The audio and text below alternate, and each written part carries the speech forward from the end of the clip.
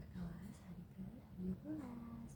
Oke teman-teman, di sini saya akan bercerita tentang atau mengenai tanya jawab seputar kegiatan bermain baca-bacaan.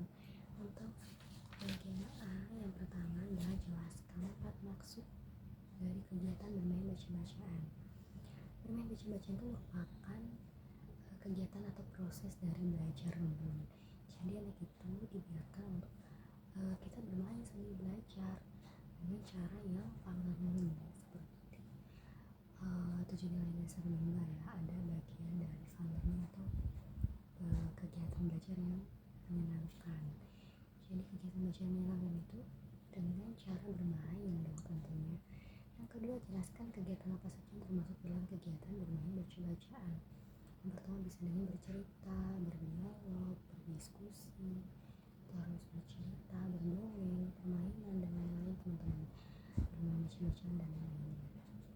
Yang ketiga, pasti tujuan dari kegiatan bermain baca-bacaan, yaitu tujuannya supaya anak itu lebih terampil, lebih menyukai, menumbuhkan minat baca dan juga minat belajarannya tentunya. Yang keempat, apa sih kegiatan bermain baca-bacaan yang dilakukan oleh motivator?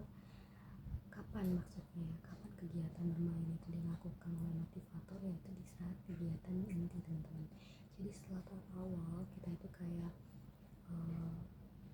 awal pembukaan dan lain sebagainya, dan berdoa sebelum belajar. Kemudian kita akan lanjut ke tahap inti di mana anak itu bermain baca-bacaan, terus kembali lagi ke modul menggunakan teori Bandung. Yang kelima, mengapa sih kegiatan bermain baca-bacaan menjadi kegiatan prioritas utama yang harus dilakukan oleh motivator? Yaitu karena motivator ingin berusaha menemukan minat baca dan juga minat belajar anak tentunya teman-teman. Karena menjadi prioritas utama karena di dalam teori baca-bacaan itu kita menggunakan teori Bandung, bisa telah jelaskan gitu ya. Jadi kayak dalam ketika kita mengarahkan bandul itu ke kanan, maka ia akan kembali ke tengah. Ketika ke arah kiri, kita akan kembali lagi ke tengah. Jadi menggunakan teori bandul itu kayak kita itu bisa kembali lagi atau memfokuskan kepada titik tengah gitu. Jadi ada kegiatan yang menjadi tujuan utama atau prioritas dalam suatu kegiatan gitu. Nah, karena apa yang harus dievaluasi oleh motivator ketika anak itu bermain baca-bacaan, yaitu kemampuan terhadap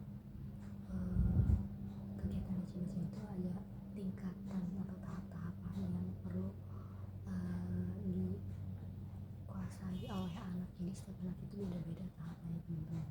Jadi di bermain baca-bacaan itu ada modulnya, ada tentang apa yang dia udah pelajari, yang udah dia kuasai, kita ulang baca lagi seperti itu. Jadi anak itu tertarik semangat, apalagi kalau misalnya kita suruh anak berhitung, coba anda mau baca berapa nih, terus anak suruh ambil sendiri, mengajak anak untuk fun learning begitu dengan mainan juga begitu. Yang ketujuh, bagaimana cara menerapkan kegiatan bermain baca-bacaan bersama anak?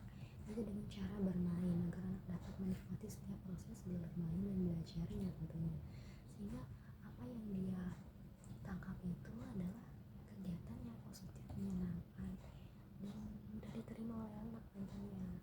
Lalu yang kelima, pertanyaannya, apa dampak jika motivator tidak menerapkan permainan baca-bacaan? Jadi anak itu terkesan lebih mudah bosan ketika membaca gitu ya teman-teman. Tentunya anak juga menjadi kurang tertarik nih. Jadi kita perlu perhatikan, perlu menerapkan, jangan sampai sebagai motivator itu tidak menerapkan teori baca-bacaan ini permainannya. Nah, kita lanjut ke bagian B teman-teman. Itu pertanyaan pertama, jelaskan apa yang diketahui mengenai teori jam bandul dan berikan juga contohnya. Seperti yang sudah saya spill tadi ya, putar teori bandul.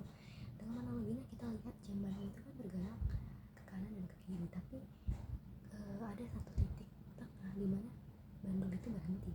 Nah, di kala itu menjadi prioritas. Jadi teori bandul itu punya kegiatan utama atau prioritas yang lebih banyak dilakukan dibandingkan kegiatan sampingannya. Jadi seperti seperti saya sebutkan tadi itu mengenai teori Jambalan, dia itu bergerak ke kiri tapi dia tetap berfokus pada titik temu itu, menandakan bahwa prioritas tujuan utama itu lebih banyak. Jadi anak-anak itu lebih diutamakan kegiatan bermain baca-bacanya dibandingkan kegiatan bermain ludo dan lain-lain, teman-teman. Yang kedua, apa sih tujuan dari penerapan teori Jembando?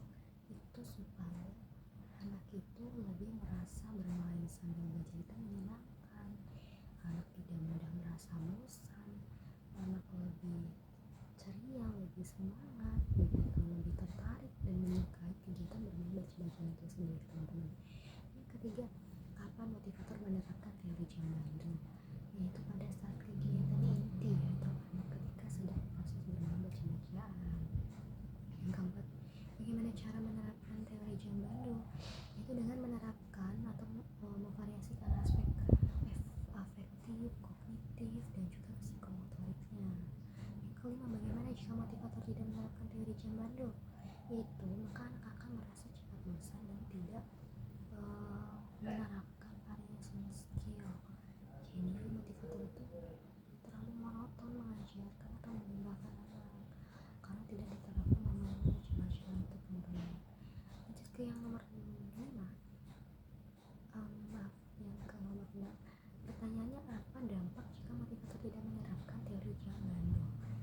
Ya, dampaknya ke motivator jadi merasa stuck, monoton, tidak mau memvariasikan kegiatan permainan atau bermain sambil belajar, sehingga dampaknya ke anak juga, ke motivator juga menjadi jenuh, tidak ada variasinya, tidak ada energi semangat untuk memvariasikan dengan kegiatan lainnya, gitu, teman-teman. Oke, cukup sampai di sini saja. Sampai jumpa, bye.